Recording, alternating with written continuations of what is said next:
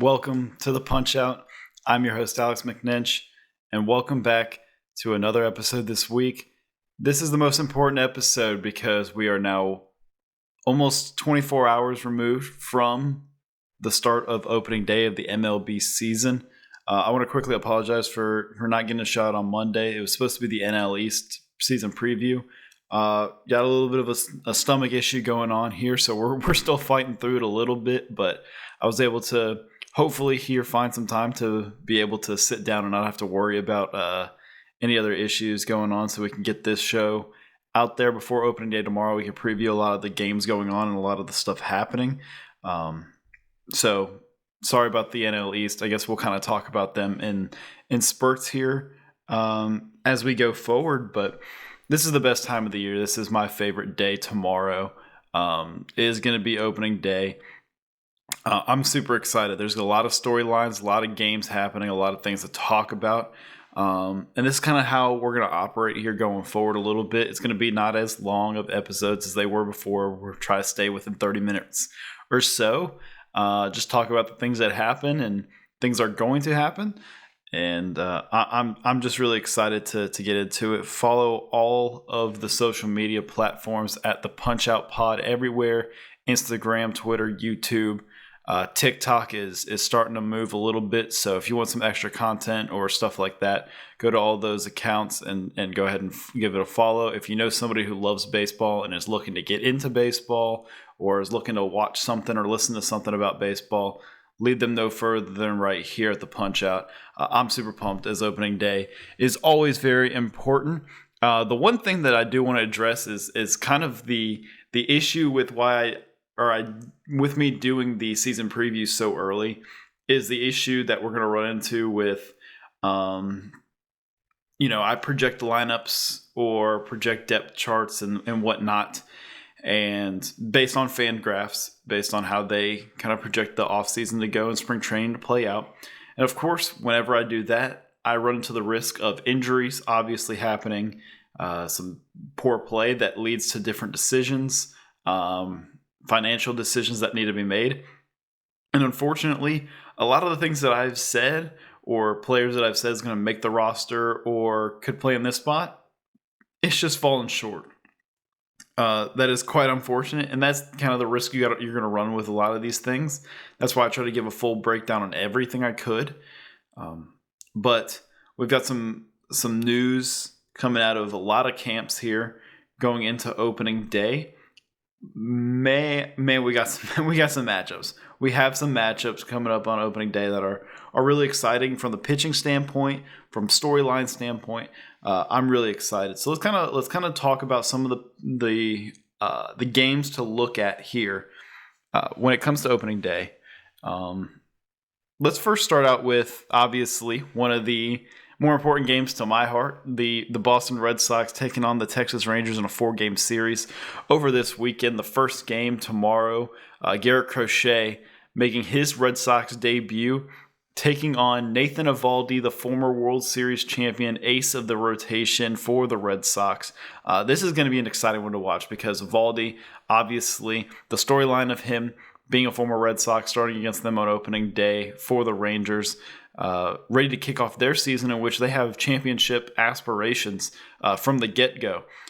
We obviously talked about them in the last episode about their rotation, and that did not change. Kumar Rocker, Jack Leiter is going to also be up and starting this weekend against the Red Sox. Leiter will be pitching on Friday, and it looks like, or I guess Kumar Rocker will be pitching on Monday, rather. He won't be pitching in this series. DeGrom will get the Sunday start, but this is interesting in many ways because then it's, how is the Rangers going to bounce back? How are the Red Sox going to look now as a new team? Garrett Crochet making his first official start as a Red Sox. And then the biggest news coming out of the Red Sox side of things, Christian Campbell, the number 2 prospect in the organization, has made the opening day roster. Now, we kind of briefly touched on this when I talked about the AL East, and at the time there were some different circumstances going on. Wilyer Abreu was sick, so they didn't know how long it was going to take for him to ramp up.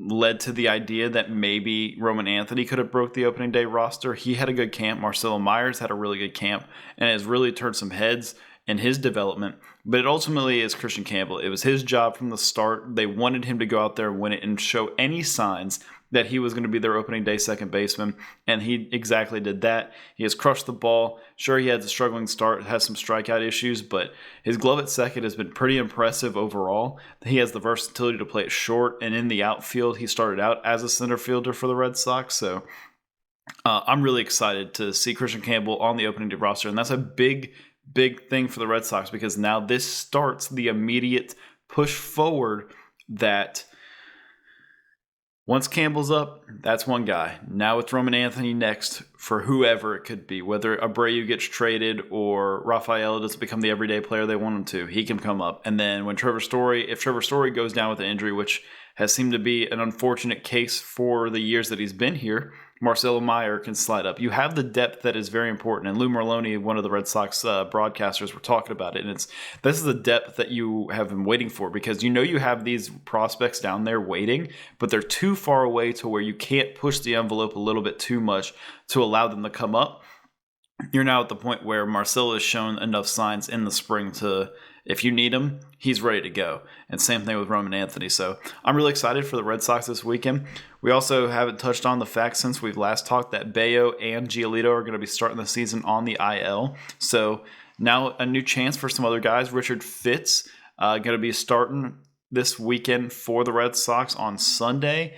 And then I believe Sean Newcomb is going to be the next guy up. And it's not the ideal start that the Red Sox wanted, but again, you're in a much better spot than you were a year ago with how you are trying to shape your roster. The next series to talk about, Braves-Padres. It's all about how are the Braves going to look now in a new season after last year losing Ronald Acuna. He's going to start the year on the 10-day IL with the recovery. You're going to have Spencer Strider coming back soon. He's starting the season on the IL, trying to recover as well. So for the Braves, you have the aspirations to reach the top of the AL East, battling with the Mets and the Phillies, who are the clear favorite in Philadelphia, taking on San Diego, who we've talked about them ad nauseum throughout that the NL West preview, and how there's a lot of question marks with them in both the rotation and in the lineup as well. The lineup, less question marks in the rotation, but you're going to have Michael King, the main piece in that Juan Soto trade, going to be starting on opening day for you. And that's massive because that sets the tone of, hey, this is a guy that could win the Cy Young in the NL based on what he did last year. He's up for extension. It's time to talk money. It's time to talk dollar figures. And, it's the time where, yeah, sure, Cease could be the guy, but King was ready. They stepped up. He stepped up. They let him be the opening day guy, and now he's taking on Chris Sale, the reigning defending NL Cy Young Award winner. So that series is going to be a lot of fun to watch. And then obviously when the Braves get their guys back here pretty soon, that's when it gets really interesting to watch because when the Braves are at full strength, it's really, really hard to compete with them because they're really, really talented. Another series I love this weekend, the Cubs and the D-backs. Two teams we've already touched on a lot and expressed how much I like these teams. We've had the chance to watch the Cubs play a little bit here in Japan against the Dodgers. They looked okay. But a guy that has already made a start this year in Justin Steele is going to be making the start on opening day against Zach Gallen. It won't be Corbin Burns. Corbin Burns will throw on Friday, I assume. Doesn't look like it. Maybe Saturday. Let's see. Nope. Where's Corbin Burns? When is Corbin Burns starting? All right. Well, I guess Corbin Burns is not going to start in this series. He'll probably start the next series, I guess. It looks like that's really odd. I for sure thought that he was going to be starting in this series.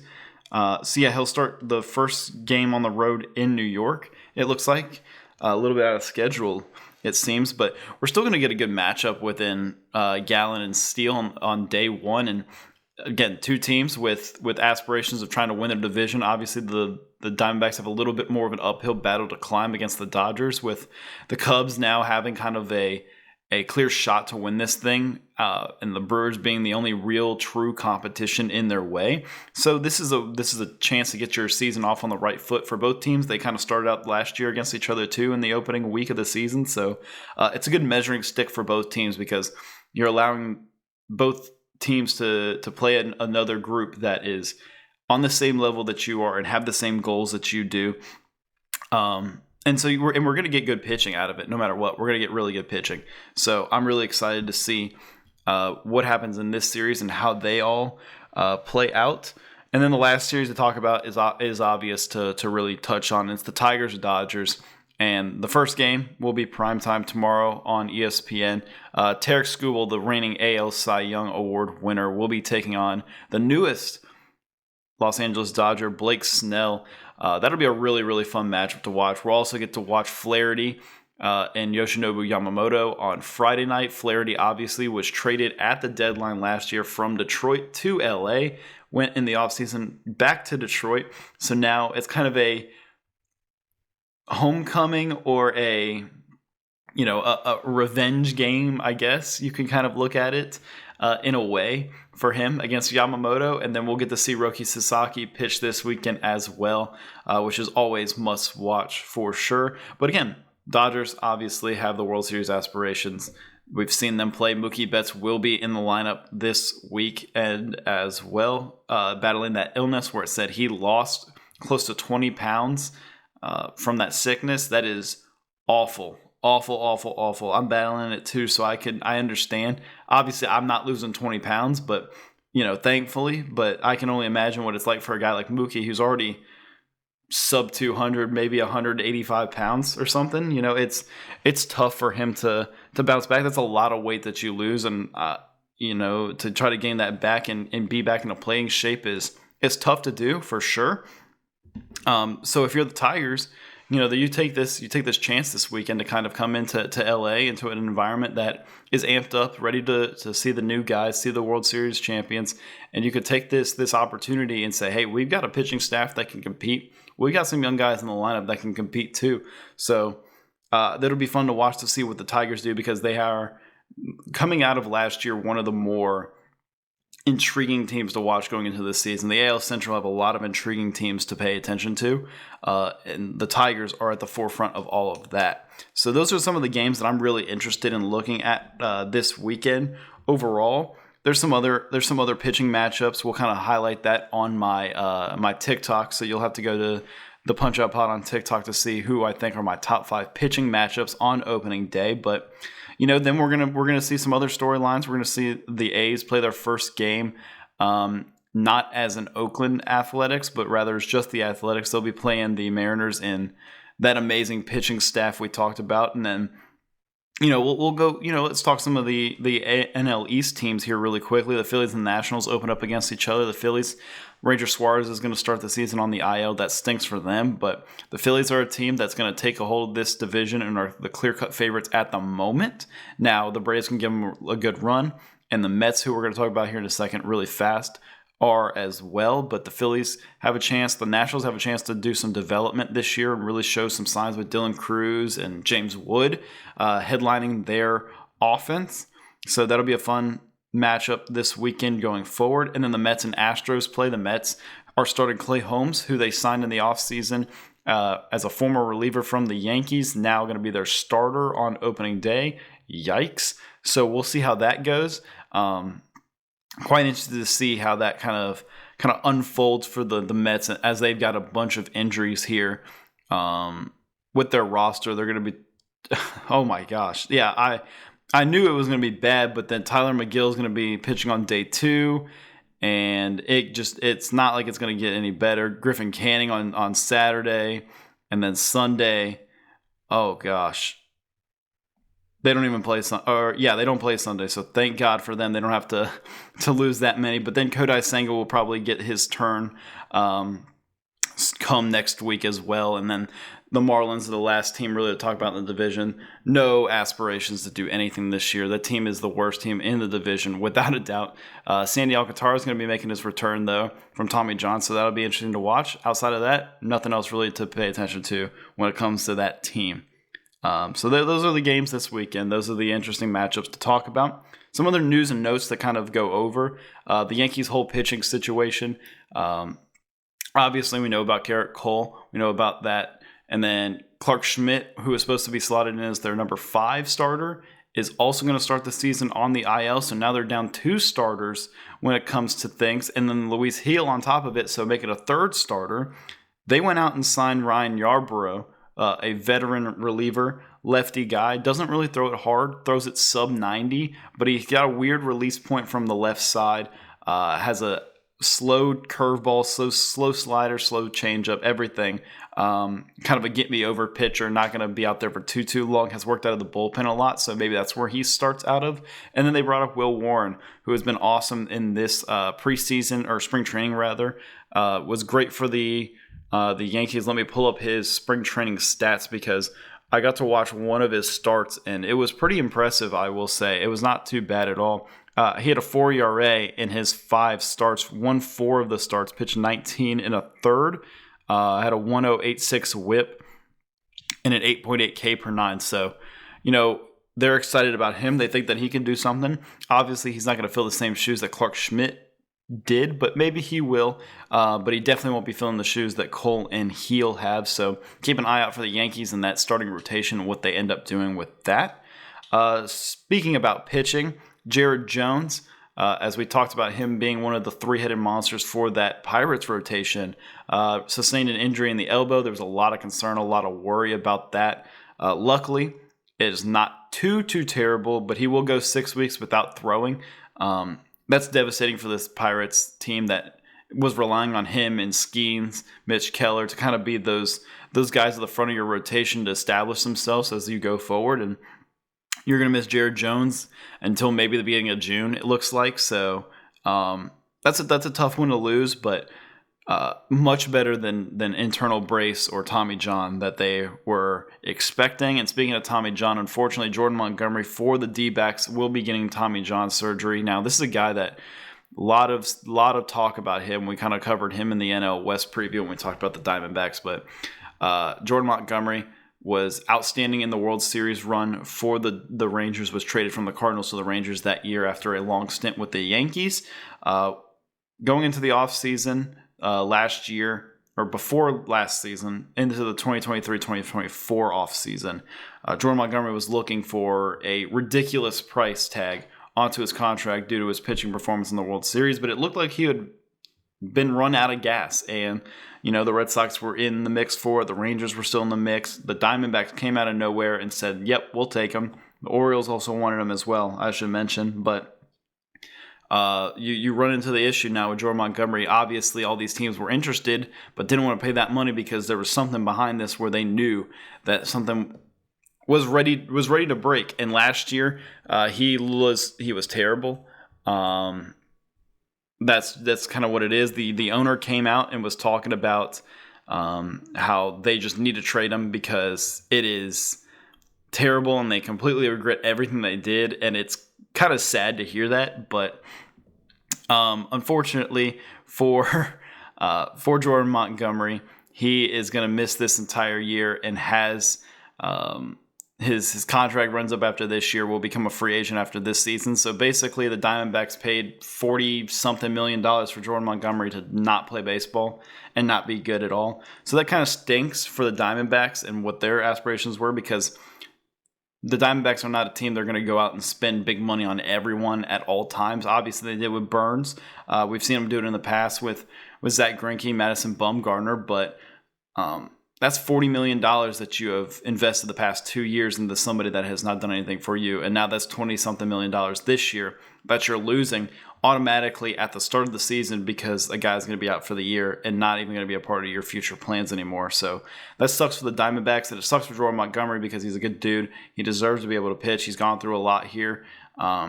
So hopefully he can recover next year, maybe at the trade deadline, find a new place and home to come back and be able to be dominant out of a bullpen role, maybe for him as well. Let's get off the bad news and get into exciting news.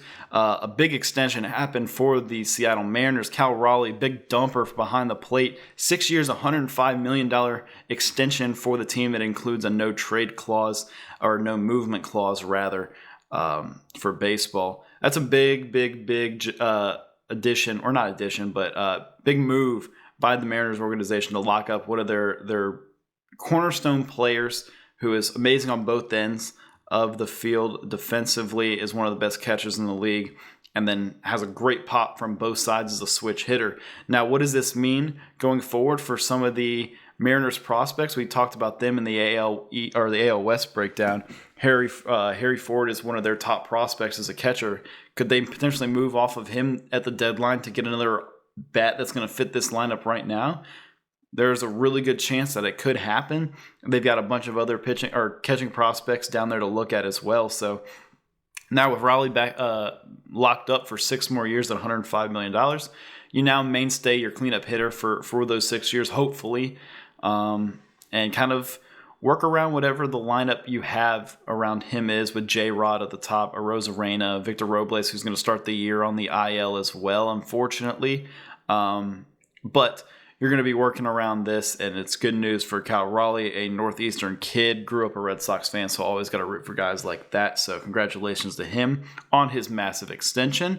And then another congratulations to a young star, or a young prospect in this league, Cam Smith from the Houston Astros. I'm sure a lot of you have seen videos now of his reveal and how he got told that he was going to be on the opening day roster. He will be starting in right field. We talked about him when it came to the Astros and how exciting Cam Smith is for this team. And I'm really pumped. Now, deep down inside, do I really want to be excited for him because he's a Knoll? I'll put something aside today just to be able to be excited for a young kid who's younger than me, now making the MLB opening day roster, which is quite scary to even think about now. But this spring, he hit 342 with an 1130 OPS, 4 homers, 11 RBIs, and 38 at bats that he had. This kid is awesome. He's going to be really exciting to watch for sure. I'm pumped to see where he fits with this team. Like I said, they're going to start him at right field to start the year. He plays third base naturally, but he's an athlete. He can play out there. So that'll be pretty fun to watch what happens there with Cam Smith and the Astros, who we all know and are aware that they have a lot of question marks going into this year. We've talked about them a ton.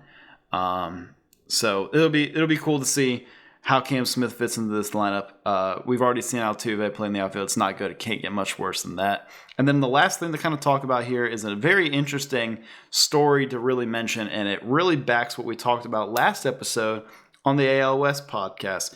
Ryan Johnson is a rookie pitcher from Dallas Baptist, was drafted 74th overall in this last draft. He came in the spring just expecting to, compete, maybe next year start on the opening day roster. This spring had a 3.97 ERA and 11 and a third innings pitched, struck out 10 guys, started a game. Well, the Angels said, you know what, we stink at developing guys, so let's just bring him up right now. So Ryan Johnson, who was drafted, what month is it? March, 8 months ago, 7 months ago, is now on the opening day roster, has never pitched a single pitch in the minor leagues, has only ever pitched college baseball in the spring training, and they're like, yep, let's do it, come on up. He'll be starting on the opening day roster. That is insane to me, and this proves again that the Los Angeles Angels really don't know what they're doing as an organization. I am very glad to hear. I mean, this is the only time where I'm really glad to hear that somebody didn't make an opening day roster. I'm very glad to see that they didn't force Christian Moore onto the opening day roster, because to ruin his development is a terrible, terrible idea. Ryan Johnson, obviously, if you trust this guy enough to be able to come up, sure, whatever. But this has been a proven track record throughout history that the Los Angeles Angels have now drafted a bunch of pitchers and just thrown them straight to the major leagues. And it's been quite embarrassing. I got to pull up the one of the drafts that they had, and it was literally all pitchers almost. It was basically all pitchers. It was actually wild to look at, and it was really sad to see that they kind of just really overhauled with all their pitchers, and it didn't work out too well. I believe it is in 2022 that this happened. Let me double check. Not really prepared too much. I guess they didn't really do too much. And in 2022, they drafted Ben Joyce, Victor Medros, and a bunch of other guys down there. But they've been overhauling their pitching infrastructure. There it is. Here it is. 2021. Every single draft pick that they had were all pitchers. Sam Bachman being the top guy that they picked 9th overall. Kai Bush being the second guy that they drafted, who's already out of the organization in a different organization. You look at all these guys, there are currently 1, 2, 3, 4, 5, 6, 7, 8, 9, 10. 10 of these guys that are still left in the organization out of the 20 draft picks that they had just in 2021. And a lot of these guys were good college players too. They drafted all college arms except for two of these kids. One of the kids were a high school arm, Mason Albright, who is now with the Rockies. I do know that name as well. But he is the only high school kid they drafted. Everybody else was out of college, and none of them. Only 2 of them are at the major league level. One of them is still with the organization. The other one is not. It is sad to see that that's how it goes. And they just don't know how to develop. It's quite sad to see that. So hopefully for Ryan Johnson's case, he's able to come up and be effective and not get run into the ground, because that's what it seems like the Angels are going to do. Hopefully they don't run Mike Trout into the ground either, because he looks really healthy at the moment. Playing right field looks really good. So that's also another storyline to look out here for at the beginning of the season. How is Mike Trout going to start? We'll talk about those storylines kind of more once the games start going and when we get to next week's podcast and can kind of talk about it a little bit more. But I'm super excited because tomorrow is opening day. We've got a bunch of games that kicks off. The first game on ESPN, the Brewers and the Yankees. A lot of question marks for both teams, a lot of storylines for both teams. You got to tune in and be able to watch that one. So many other great games. Mets, Astros at 3. Guardians, Royals at 3 as well. Braves, Padres at 3. Red Sox, Rangers at 3. And then it kicks off at the nightcap with the Tigers and Dodgers as a standalone game at 6. And then the Cubs Diamondbacks at 9 is another fun game to watch. Unfortunately for them, they got to go up against March Madness, which is king right now. But for us baseball fans who are diehard fans, will always watch baseball. Literally, my Gators will be playing basketball at the same exact time as this Dodgers game, and I will have it a split screen. I'll have the Gators the bigger screen, but I'll have the baseball on a screen as well to be able to watch. That's how important this is to me and how much I love baseball and how much this day is the best out of the entire year. And I cannot wait to continue to talk baseball with you guys and to continue to spread the love of the game and hopefully find some new fans or bring some old fans back. That is what I'm here for. So again, please follow me on all my social medias at the Punch Out Pod on Instagram, Twitter, TikTok especially. YouTube, go there. If you don't even have TikTok, you go to YouTube for YouTube Shorts. Instagram will have the Instagram Reels. We have a bunch of random stuff I posted after some trades happened, after some different movements went on. Oh, I guess we forgot to cover that trade especially. Well, you know what? Go to my TikTok, the Punch Out Pod, to find out my takes on the Nolan Jones and Tyler Freeman trade with the Rockies and the Guardians, because that is a very big one and very important one to note. So go there to figure out to learn about my thoughts on that trade, really. And this will be the only one we have this week. We'll talk next week after all the first opening day games have started and some teams have started to get their wins under their belt or a bunch of losses under their belt. And we'll talk again next Monday. I'm super pumped. We're going to get into it a lot. Follow me on all the socials. I appreciate you all for listening. This is going to be a quick one, and we'll kind of keep it at this time frame here going forward. That way it's not overbearing like the other ones were. If you get a chance before opening day to go listen to all the previews that I had before, it would be greatly appreciated. I get it. If you can't make it through an hour, I completely understand. There are timestamps in the description. If you're watching on YouTube, you can hover over the mouse and figure out the team. If you're on Spotify, you can slide the little bar and you can see all the teams that are there at different timestamps as well. If you just want to skip to a certain team to watch, go and listen to, go for it. I've got all that there for you guys to listen to. We're going to try to do that with this episode as well, although probably not, just because it's a little shorter. So yeah, hopefully you listen all the way through to the end here. And if so, I appreciate you again. Enjoy the games tomorrow. Enjoy the games this weekend. And I'll see you on Monday.